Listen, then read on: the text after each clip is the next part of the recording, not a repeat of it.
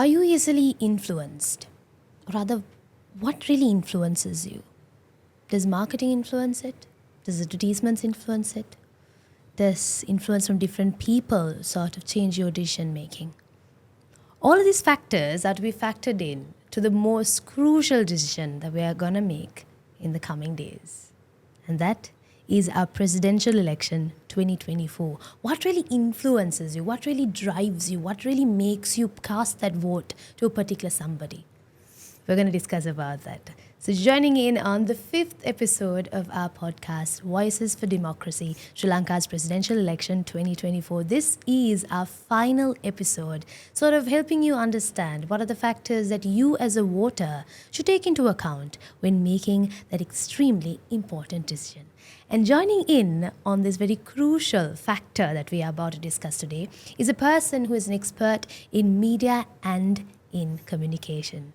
Joining in on today's podcast, we have Mr. Asantha Kalyananda. Welcome to the podcast, Mr. Asantha. Hello, thank you. Hi. Thank you for having me. So today's discussion is about power play, advertising, politics, and the battle for influence. Now, advertising usually what we come across is for a product or a service, and it is done in such a way that it's very enticing, very interesting. It like pulls you as a consumer to buy, to purchase this product or service. But if the same thing is being used for someone's political campaign to sort of advertise it as a product, to sort of show something that is not really there and pull a voter in to voting, how would that look like, and what exactly is advertising in terms of a political campaign? Yeah. So straight away, answer to that question. So it's like this. Now, advertising in generally is we communicate something expecting a behavior change. So as you said, so if you start from a product side of it, let's say I have a toothpaste, I'm selling a toothpaste. So I need more people to buy my toothpaste. Likewise, in advertising in terms of the political campaign, so instead of products, what we are pushing is the person. Can be a candidate or a party or an ideology, your policies and things like that. So it has certain similarities and it has certain differences, lot of differences as well when you compare it with the general advertising. So we can discuss as we move on, but I'll just tell you now, there can be little deeper side of this as well. So in general, it can be building awareness. So you want to tell your message about the candidate or the policies to the more and more people. So that can be in terms of building awareness. Sometimes it's about changing a perception. So your party might be having some baggage. People have perceived you in a different way. So you want to change that. So perception change is one thing. So in another way, it can be you want a certain group of people to act in a different way, in a certain way, like let's say floating votes. You want to convert the floating votes. It can be the youth segment. Likewise, so advertising has different, in terms of a political campaign also, there are different objectives. It can be vary like that. So in general, it's about changing a behavior, getting people to vote is purpose of advertising in this particular context. Now, another key term that goes alongside the word advertising, since you also mentioned this particular word, Mr. Asantha, campaign. Now, people say advertising campaign. Let's start off with what exactly a campaign is. What is a campaign? Yeah. So advertising, the pieces or a communication pieces of advertising and a campaign is totally different. It complement, but it's two different terms that we need to understand clearly. So sometimes due to a bad management of campaigns, we have seen a lot of good advertising fails. So it's like this. Let's understand it's like this. Now, when you take it in a very superficial form, so you can see a slogan or a person or just having a meeting or doing a nice advertisement or posting something on your Facebook is a campaign. So it is actually not a campaign.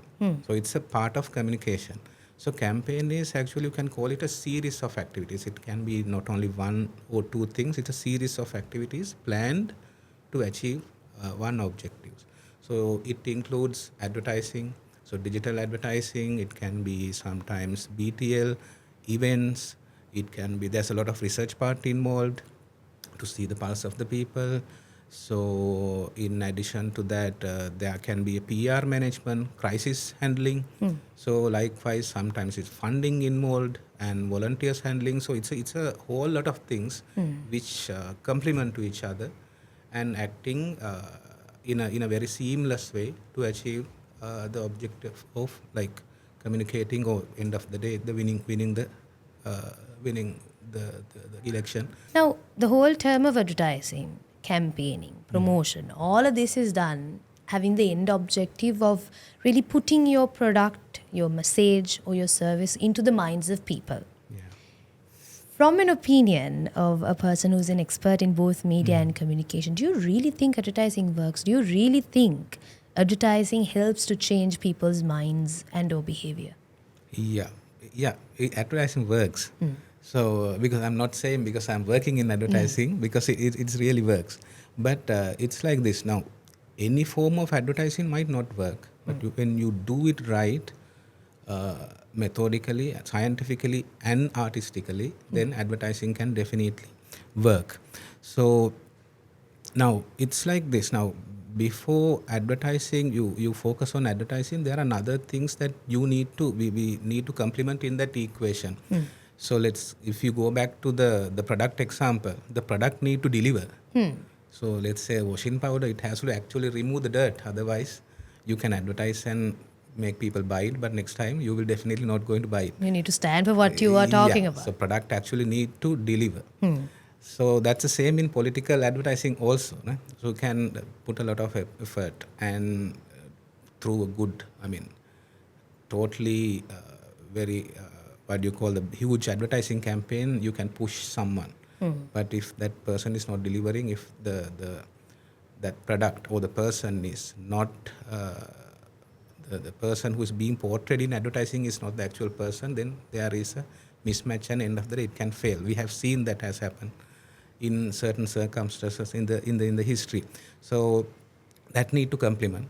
And other things also like the social context can be really complementary advertising. So when there is a social pressure or some what you call the ideas or pressure points going on in the society, so advertising can tweak it and build on that and do really good campaigns. So as an example, if you remember, we had a civil war, and that time when we were small, we have seen a campaign called Api Venu Ennapi. So those kind of things really actually works because it addressing a pressure point in the society. So likewise, there are a lot of things which need to complement. If everything is complementing, advertising can really work. And also, this is not advertising is not a joke. So because if you take the advertising spends as a percentage of the global GDP, it's 2%, which is a huge this thing. So so it works. It works and it plays like a very pivotal role as well, I Of suppose. course. So now advertising, of course, we are talking about it in the context of the political arena with the election heat that's going on. And you mentioned how, different political candidates and then different sort of parties use sort of emotional advertising and everything that goes with it. Now, a key question that we have when it comes to advertising is not only just for this election campaign, but for products and services is what you're advertising, like you mentioned, needs to come through from the product or service, or rather the output needs to be there. There has to be some sort of a relevance. But currently what we are seeing in today's election campaigns and all this promotional media and whatnot is that almost all parties are heavy on emotional advertising. I suppose to stay relevant, to really hit to the people's hearts. What is your opinion of emotional advertising that is done by parties, and do you really think it influences people in a positive or a negative manner? So if you're doing it right, it can work on a positive way. So because it's like this, so people are always not rational. So that's what the behavior scientists also propose. So we expect people to act in the certain way, but they don't act like that. So we all, including you, me, everyone, we are emotional animals. So we think that we are very rational, but it's not the case. So sometimes when you're doing advertising campaigns, so pushing your the policies and all these serious things will play a big role. It might play a big role to a certain group of people, but we are talking about 17 million people who are not equal.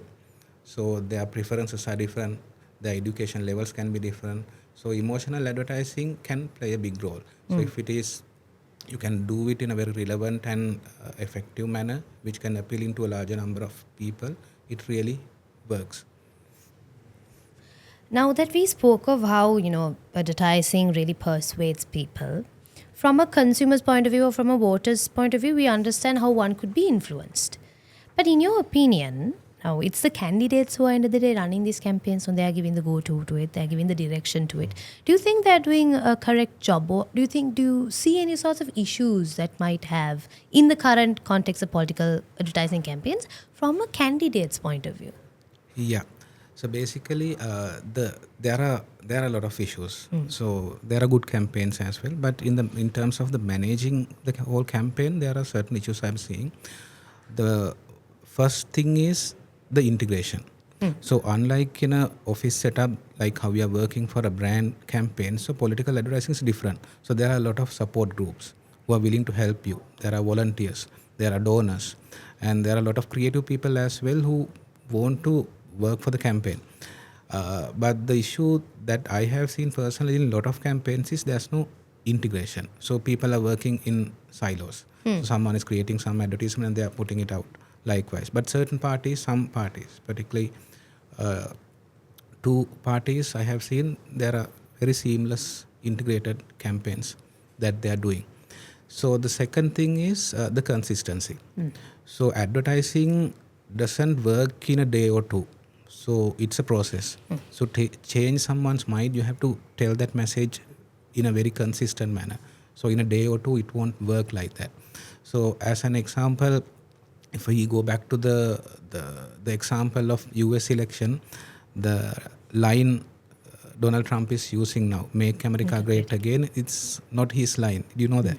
It was a line used by President Reagan long time back. The reason they're using this is it takes time to build a new ideology, the tagline or whatever.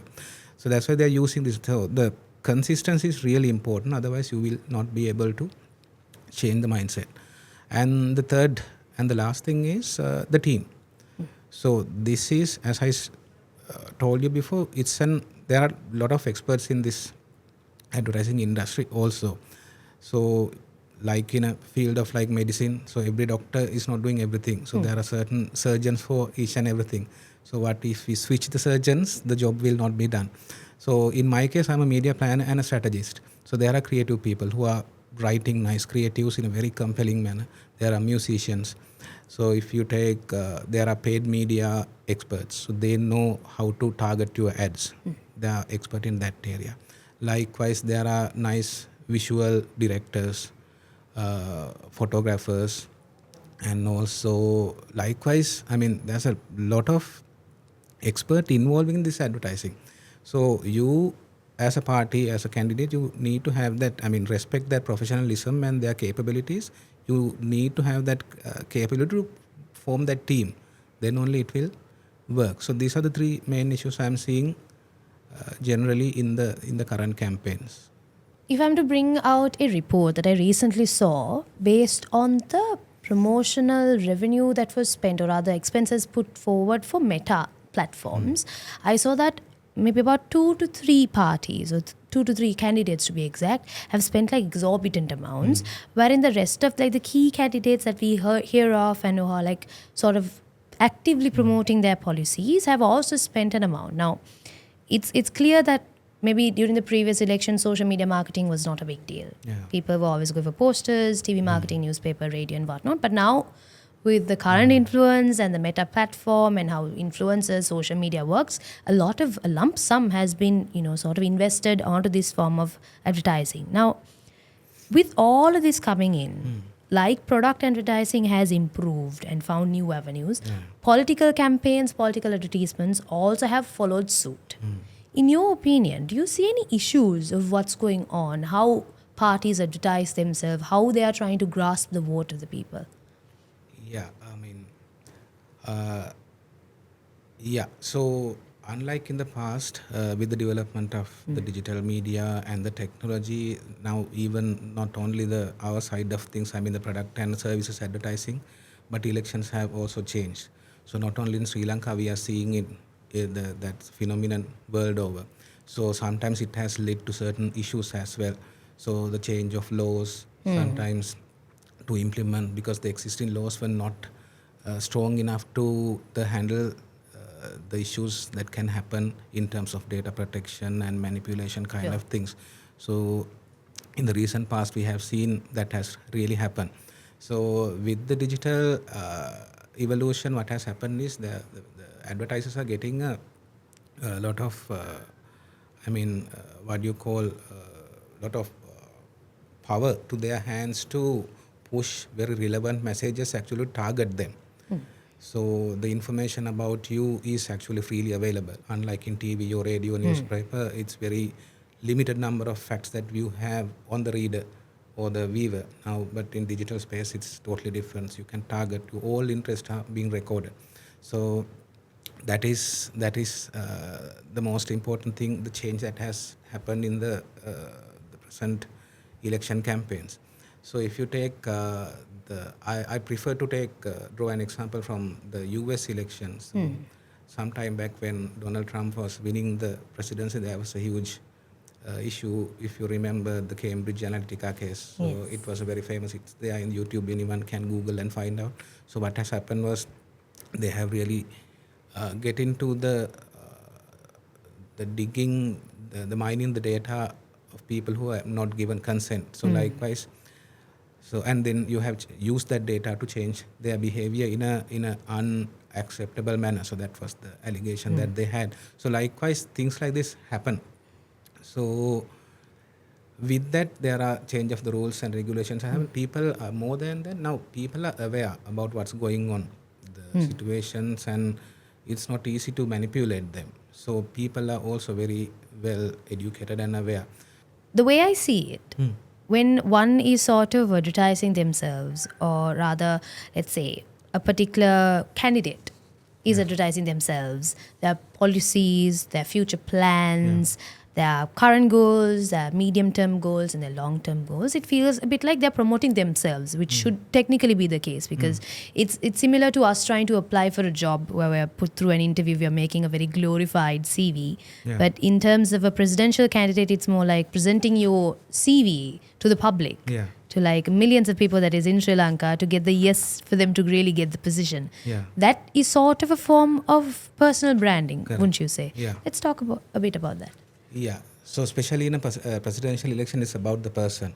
Yes, a party is playing a role, but it's the candidate or the person. And we have which is independent in candidates the coming in as well. limelight. Yeah. Yeah. So with the independent candidate, everyone, it's about the person. So usually the concept of personal branding and positioning the candidate in the eyes of the consumers, not the consumers, the voters, is really, really important. So we have seen people who are doing it right, and there are some mismatch also happening. Now, to give a little scientific background to this, so there's something called, this was proposed by a scientist called Carl Jung. So there are people have different personalities. So what he has done is he has categorized these personalities into 12. So we call this archetypes, the human archetypes. So let's say so we have some friends who are very fun-loving. So when that person is walking into a room, we feel that so he is like cracking a joke, and so so that His overall vibe, the that environment vibe changes. is very happy vibe. So that kind of a person. So there are 12 archetypes. So that is a jester kind of archetype. So there are sage. Sages, they know everything. So there are explorers. There are heroes. There are like caregivers. So they're very caring likewise. So these are the archetypes. So first, like when you think from this archetype angle, so then a candidate can identify what kind of archetype I'm going to be. So it has we have seen that people. So if you take Narendra Modi's stature and the personal branding he's projecting towards us and the community, so it's kind of a sage kind of a Very calm, protecting archetype. sort of a Yeah, presence. and he knows everything. So likewise, so we have seen in local political scene also people have tried to different archetypes. But the issue with the archetype, practicing the personal branding is sometimes you tend to take something which you can't live. So which is actually not you. So it can be a part of a outfit. It can be something that you wear or the tone of voice or something like that. But it doesn't work like that. So when the person is picking that archetype, so selecting that brand image you're going to project to the society, it has to be something you can actually live up to. Otherwise, in the long run, the candidate will definitely fail. So we have seen those kind of example. So if I am to drag another example of, I prefer to take it from the world scene without, taking Yes, example from the definitely. local. So, someone like Barack Obama. So you are seeing him like an expert, and his gestures, the way he talk, the way he interact with people. So sometimes he's giving high fives and all that. So he's a very kind of a everyday man. So, but in some forums, he's a very expert kind of a person. So he has been able to give that Impression and maintain impression it. and maintain it. So it's all about maintaining it. A lot of things, the tone of voice, the way you interact with people. Likewise, if you're observing this properly, you can see this how they are practicing it. Even in the local scene, there are a lot of candidates who are practicing it. They have completely changed themselves from the previous elections to so far we have seen. We spoke of advertising and how it'll influence a person, how it'll sort of grasp you through emotional advertising or whatever forum that it goes through. But end of the day, of course, you can go ahead to disagree that advertising is all about persuading a person, influencing a person, sort of changing their mind. Some may say if advertising is used in a way that, okay, I wanted to do something else, but just because I saw this form of media, this sort of advertising, my entire way of thinking changed, one could argue that maybe it's a bit harmful because you stood in one point, but after you going through this sort of a gradual dump of information or like a persuasion, you have completely changed your mind. Do you think it's harmful?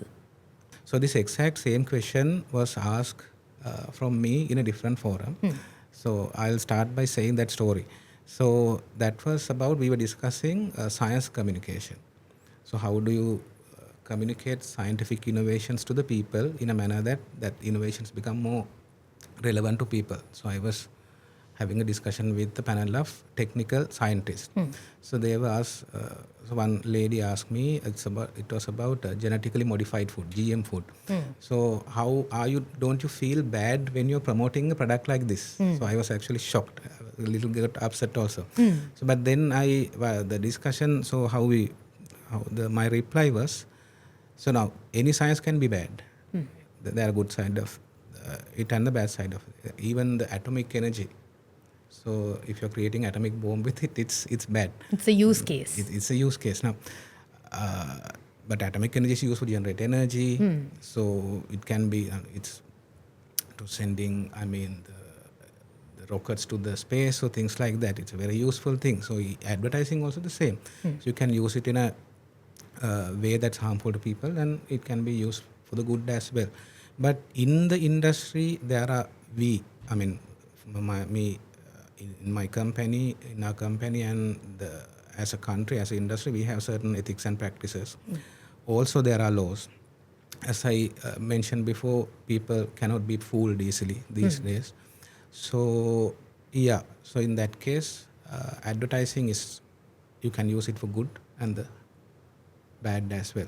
It's another day the way you use it and what you use it for. Now, since you mentioned now people can be persuaded, that is what advertising is in the way. Now, as an expert on the subject, have you come across any scenarios where people are not like, they don't realize that they're being persuaded, they're like subtly nudged towards the objective of the company? Have you come across a scenario like that, and could you share a couple of examples? So these are interesting discussions, but again, I would like to answer this question in a global case, not from the Sri Lankan case. So if I take if I take that example from the same case which we were discussing earlier, the Cambridge Analytica case. So this case study is also available on YouTube. Anyone can watch it. There is a country called Trinidad and Tobago. You must have heard. It's a Caribbean country. So this was again for the election.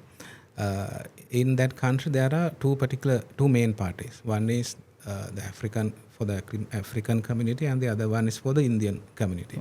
So what they wanted is they want the youth of the country not to vote. Okay. So that was the campaign objective, not to vote for any particular party. They want youth to kind of drive an apathy towards election. So they did a campaign. It started around I think it's 2-3 years before they started the campaign. So the idea was we are not going to vote. Do so. Do so was the campaign line. Oh. So there was a nice dance introduced, graffitis to Facebook posts, a lot of things. And then at the end of the campaign, what happened was the 40% of the African kids didn't vote. So in terms of the overall picture, it's 6%, which is exactly the amount that they wanted, and the other party won the election. So likewise, these things can happen. Yeah. This was actually, I think, 10 years back. But nowadays, it's not, so easy to do those kind of manipulations, as I said, due to the reinforcement of the law and the level of education of people and things like that. And information is freely available. People can easily talk. You have social media, so many platforms that you can go by. Do you think that is possible in Sri Lankan context? So subtly nudge people into one side of the picture? To a certain extent, you can do that. Yeah. Would the youth really fall for it? You never know. Yeah. It's very unpredictable at this Yeah. time. Now, if you take a normal corporation, keeping aside the election side of it, the political agenda, let's keep all that aside. Say we are operating a normal company, maybe yours as such. There's so much research that backs up an advertising campaign. Because now as we spoke about whether we're going to use emotional advertising, whether what we are promising is really delivered at the end of the day, the laws, there's a lot of research that ensures that an advertising campaign is actually solid and it works throughout. Taking that same context of research in advertising, could you sort of help us understand how it will really work in the context of people persuasion, how research itself, how does that really help advertising? And taking it a step further there on after the discussion, do you think research also helps election campaigns? And do you think people in Sri Lanka or the candidates' parties are using research to really back their campaigns up? Yeah. So research definitely plays a big role. So as I said, there are 17 million votes. 17 million, if you take that 17 million, they are totally different people. And every vote counts. So the people who are doing advertising campaigns, that's common in the brand side of the advertising as well. So we think that everyone is like us. So my media habits, the media I watch, is the media habits of my audience. So we tend to think like that. We have that bias. So that's where research come into play, because your lifestyle is totally different from a lifestyle of a person who is living in a fisheries community. True. So a farming community of a university girl. So it's totally different. So if you're thinking if you're taking you as an example and doing your campaign, so it's not right. So that's why you need research. So I'll explain this in kind of 2 steps. So in Sri Lanka, if you are to get the pulse of the people, you definitely need research. But if you can just go out and go travel on a bus and stay in front of a railway station and talk to some people, and you get a lot of insights. It might not give you the numbers, but that qualitative insights that gives you is really important, especially in advertising. That's very basic form of it, but it's important. And on the other hand, there are online research and offline research. Now, if I tell you a little numbers, to understand this better, so that 17 million voters we have around 5.3 million households in Sri Lanka. From that 5.3 million households, around 4.2 million has access to TV.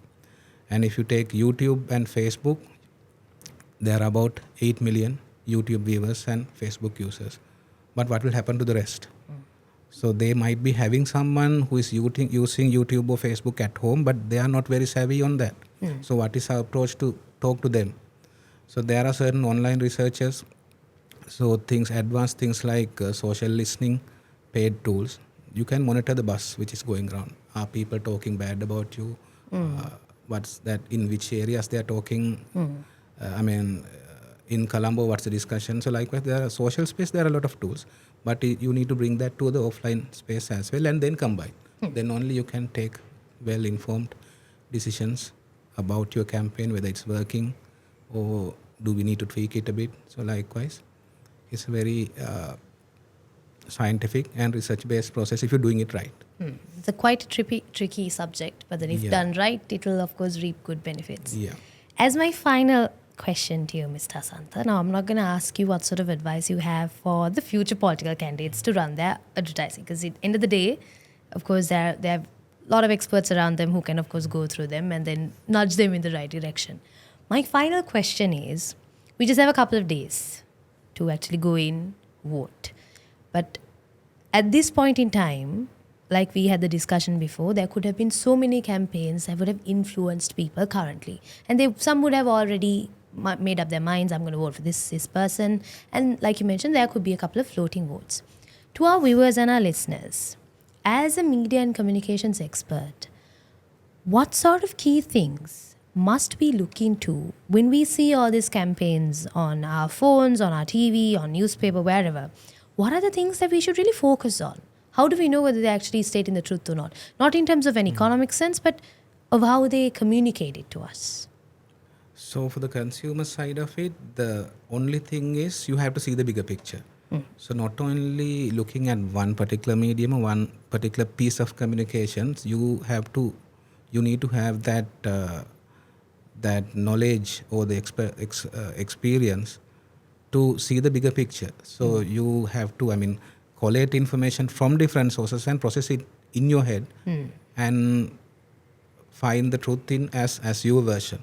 So not by looking at one or two pieces of communications that you are seeing or you are being told to. So that's what I think I have to tell to the consumer side of it. So collect the information and do a bit of research by yourself and then make the ultimate decision. Yeah, see the bigger picture. All right, I think that concludes our discussion on to power play in terms of advertising, politics, and of course, the battle for info. So thank you so much for joining in, Mr. Asantha. And we had Mr. Asantha for our final episode in our series of episodes that we brought out, which is titled Under Voices for Democracy, the Sri Lankan Presidential Election 2024.